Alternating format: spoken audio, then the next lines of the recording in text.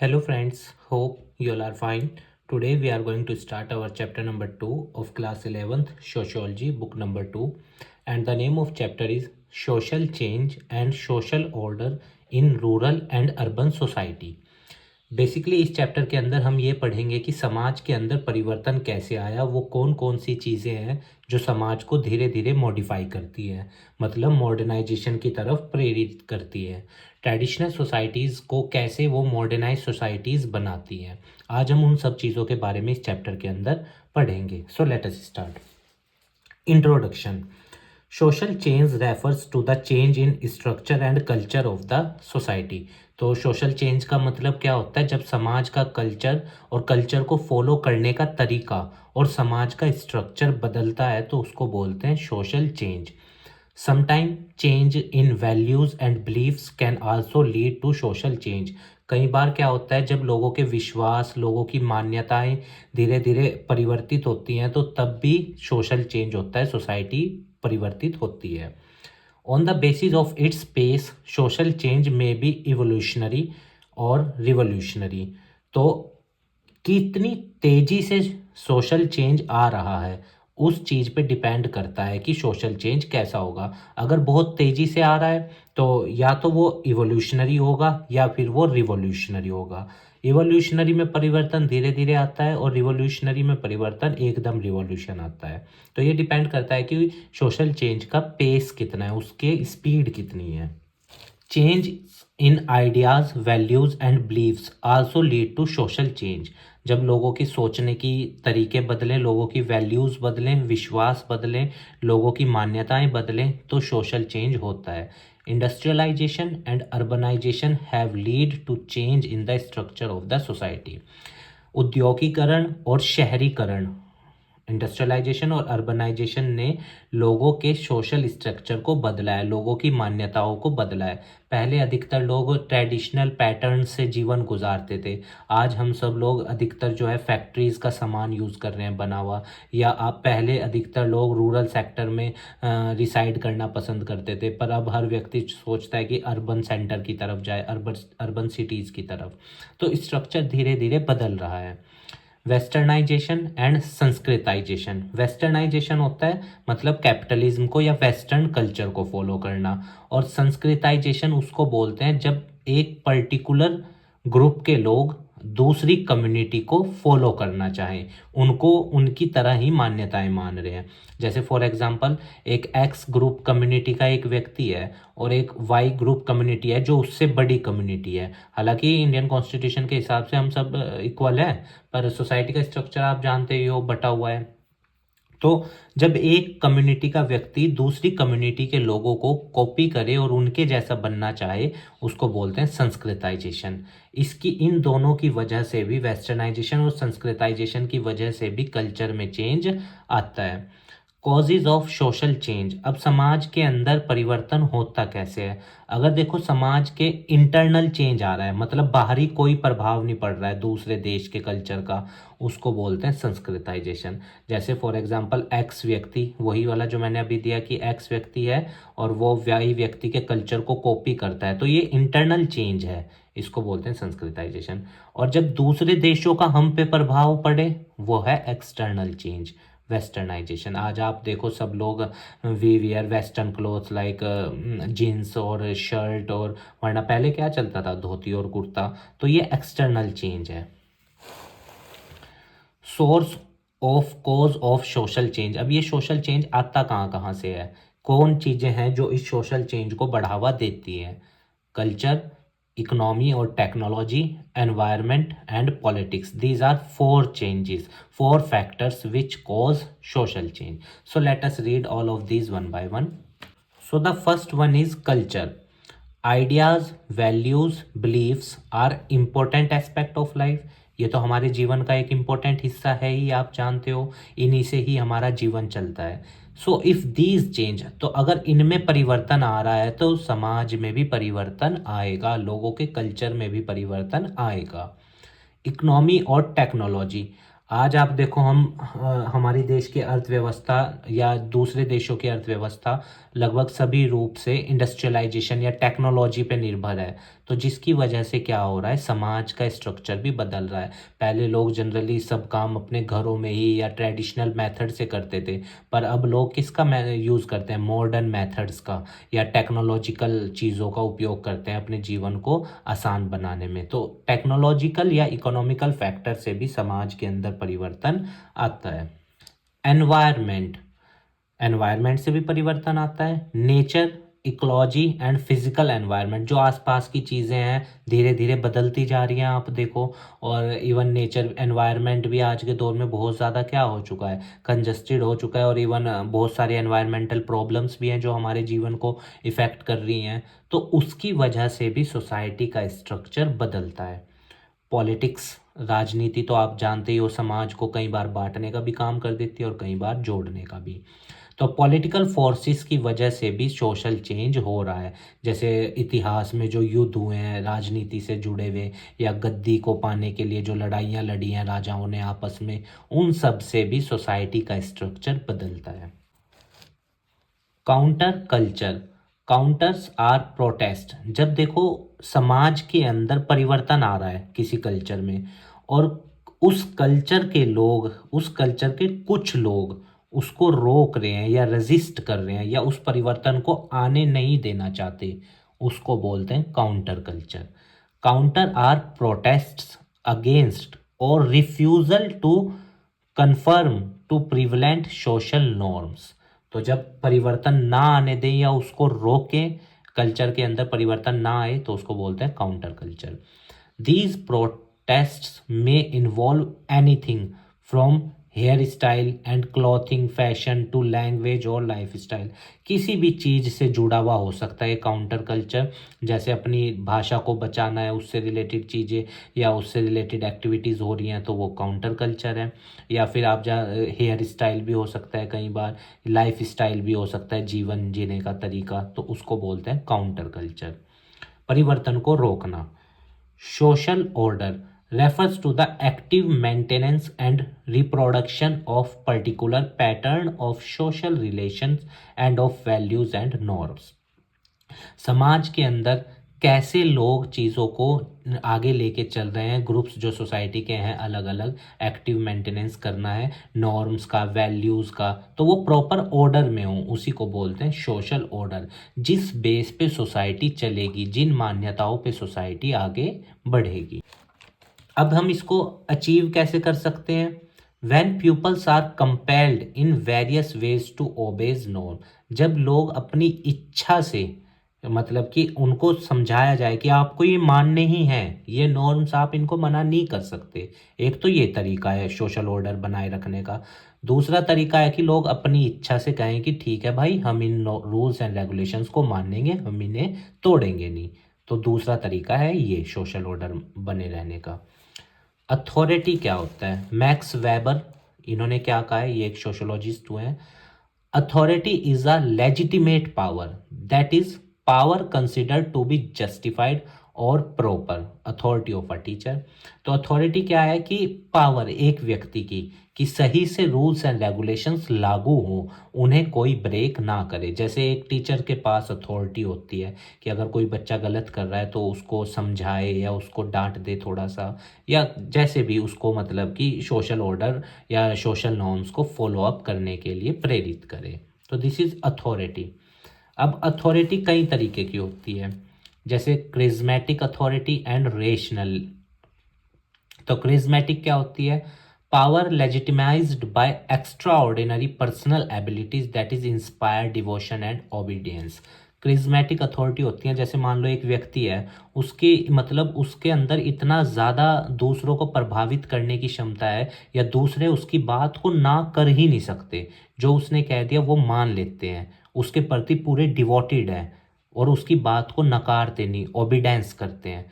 तो उस व्यक्ति की दूसरों से अपना मतलब दूसरों को प्रेरित करना कि सोशल नॉर्म बना रहे, तो उसकी जो ये पावर है ना, उसको बोलते हैं क्रिज्मेटिक अथॉरिटी। रेशनल लीगल, ये ब्यूरोक्रेटिक अथॉरिटी है, जब गवर्नमेंट के ऑफिसर्स या जो नियम कानून व्यवस्था है लीगली लागू हो, और जो सोसाइटी के रेगुलेशंस हैं वो बने रहें, उनको कोई तोड़े ना, तो उसको बोलते हैं रेशनल लीगल। ठीक है। क्रिज्मेटिक अथॉरिटी इंडिविजुअल से जुड़ी हुई है, उसमें लीगल नहीं होता कुछ भी, वो पर्सन के पर्सनैलिटी के ऊपर डिपेंड करती है। Law is an explicitly codified norm और रूल्स। तो कानून क्या है? एक प्रॉपर मतलब सोसाइटी का नॉर्म और नियम है। It is usually written down, और कानून लिखित रूप में होता है। And there are laws that specify how laws are to be made. और इस तरह के कानून भी बने हुए हैं कि कानून बनना कैसे। जैसे मैं आपको बताऊं, अगर इंडियन कॉन्स्टिट्यूशन में संशोधन करना हो तो आर्टिकल 368 में बता रखा है कि कैसे संशोधन होगा, साउथ अफ्रीका के संविधान से लिया गया है। तो कानून बने हुए हैं और उनमें लिखा हुआ है क्या है कि कानून बनना कैसे है। जैसे फॉर एग्जांपल कोई बिल हमारे यहाँ अगर लोकसभा में पेश हो रहा है, देन राज्यसभा, देन राष्ट्रपति जी के साइन होंगे। तो इस तरह से laws apply to all citizen of a country, और भारत के हर नागरिक को कानून मानना पड़ेगा। Contestation refers to broad form of insistent disagreement. It include dissent or protest against law और लॉफुल अथॉरिटी। तो कंटेस्टेशन क्या होता है? जब एक बहुत बड़ा ग्रुप या मतलब कि लोग कानून का विरोध करें, प्रोटेस्ट करें, उसको मानने से मना कर दें, या उस अथॉरिटी को जिसने वो लागू किया उसको मानने से मना कर दें, तो उसको बोलते हैं कॉन्टेस्टेशन। जैसे किसान फार्म बिल के बारे में आपने सुना ही होगा, लोगों ने प्रोटेस्ट किया और उस कानून को मानने से मना किया या उसको विड्रॉ करने की मांग करी, तो इट इज़ कॉल्ड कॉन्टेस्टेशन। क्राइम क्या होता है? जब एक व्यक्ति किसी कानून को तोड़ता है, ठीक है, जो लॉ बने हैं। अगर प्रोटेस्ट करना अलग चीज़ है, कानून को तोड़ना अलग चीज़ है। तो जो कानून को तोड़ता है वो क्राइम करता है। Violence is the enemy of social order. तो वॉयलेंस, हिंसा क्या होती है? समाज के अंदर मतलब कि सब कुछ खराब कर देती है, सारी व्यवस्था को गिरा देती है। जो सामाजिक व्यवस्था, सोशल ऑर्डर बना हुआ है, हिंसा उसको खत्म कर देती है। इज द एनिमी, दुश्मन है सोशल ऑर्डर का। And an extreme form of contestation, और जब कंटेस्टेशन, प्रोटेस्ट बहुत ज़्यादा बड़ी संख्या में हो और लोग प्रोटेस्ट करते हुए वायलेंट हो जाएं, वायलेंस फैलाने लगें, that transgresses not only the law. वो कानून की तो मतलब धज्जियां उड़ाता ही है, कानून को तो ख़त्म करता ही है उस टाइम जब वायलेंस होता है, बट जो सामाजिक इम्पोर्टेंट सोशल नॉर्म्स हैं उनको भी ख़त्म करता है अगर वॉयलेंस हो रहा है। और समाज के अंदर टेंशन्स क्रिएट हो जाती हैं अलग अलग कम्युनिटीज़ के बीच में अगर वॉयलेंस होता है। तो इट इज़ आवर ड्यूटी कि हम वॉयलेंस को रोकें, ना कि उसको कभी बढ़ावा दें। Social order and social change in rural areas.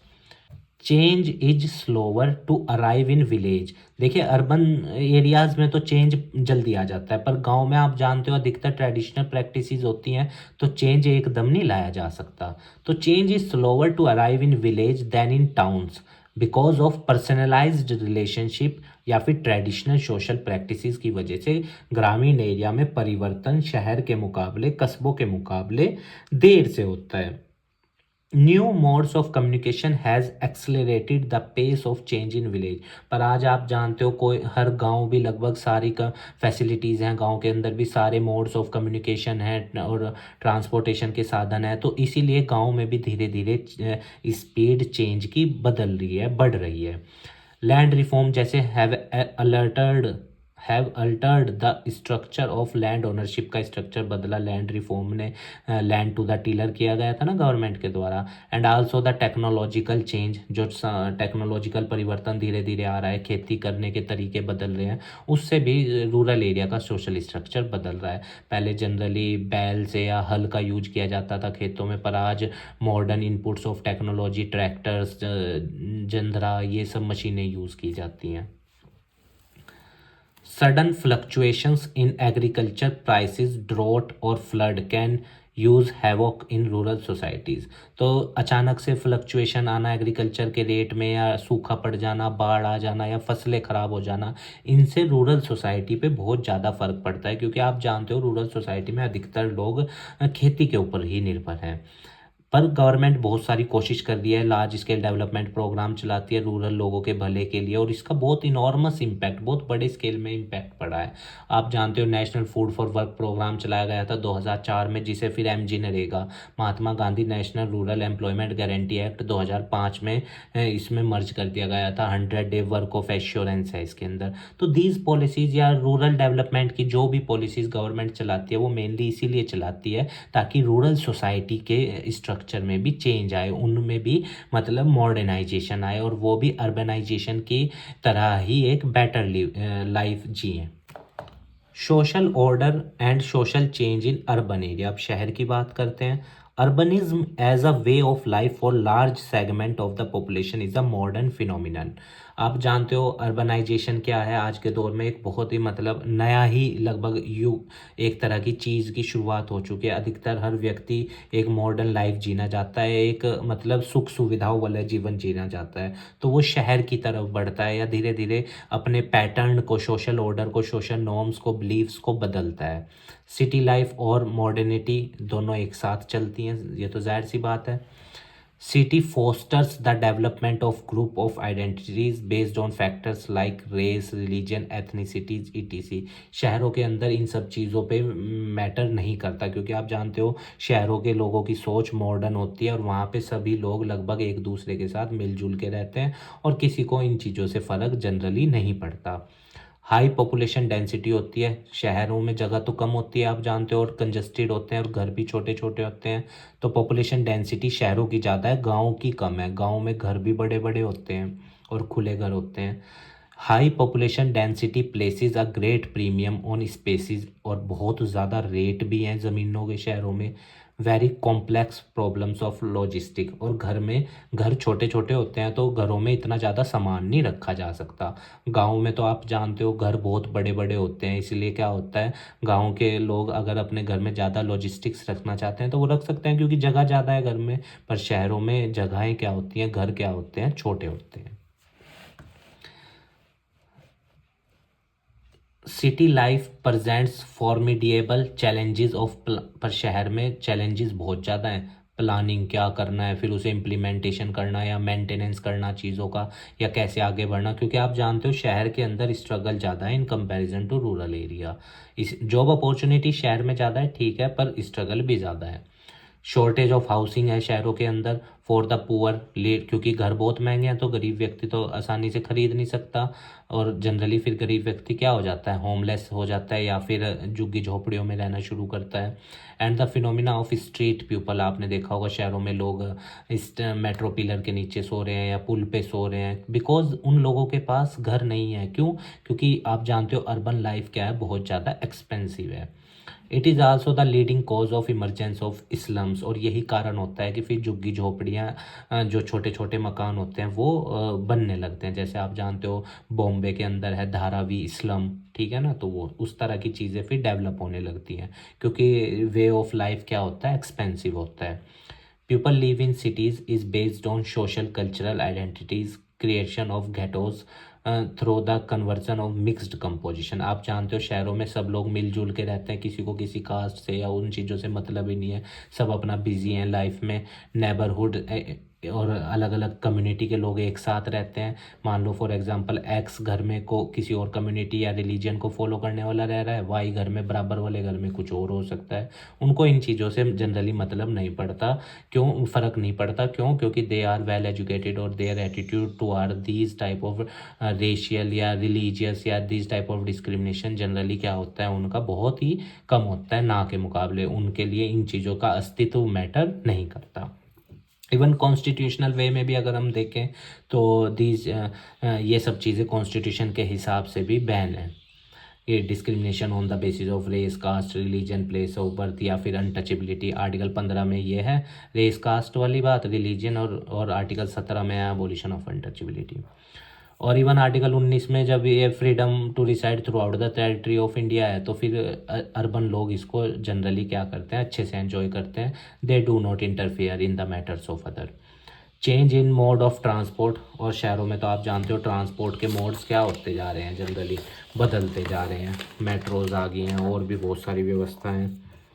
May also bring about significant social change in cities. तो इसीलिए समाज में, शहरों में पूरा स्ट्रक्चर क्या हो रहा है, लोगों की लाइफ धीरे धीरे पूरी तरीके से बदल रही है। Students, these are some of the important glossary. Please इनको भी आप देख लेना, और अगर कोई वर्ड ना क्लियर हो तो आप हमें कमेंट बॉक्स में बता देना, हम उसका आंसर देने की आपको पूर्ण रूप से कोशिश करेंगे, ठीक है। और ये क्वेश्चन आंसर है एनसीईआरटी की बुक में, आप इनको प्रैक्टिस करना, अच्छा रहेगा बहुत। बाकी आप स्वस्थ रहिए, खूब लाइफ में आगे बढ़िए, यही हमारी मनोकामना है। इस देश के लिए अच्छा कीजिए, समाज को अच्छा बनाइए, और इस देश के डेवलपमेंट में जितना ज़्यादा योगदान दे सकते हैं उतना ही अच्छा है। धन्यवाद स्टूडेंट्स।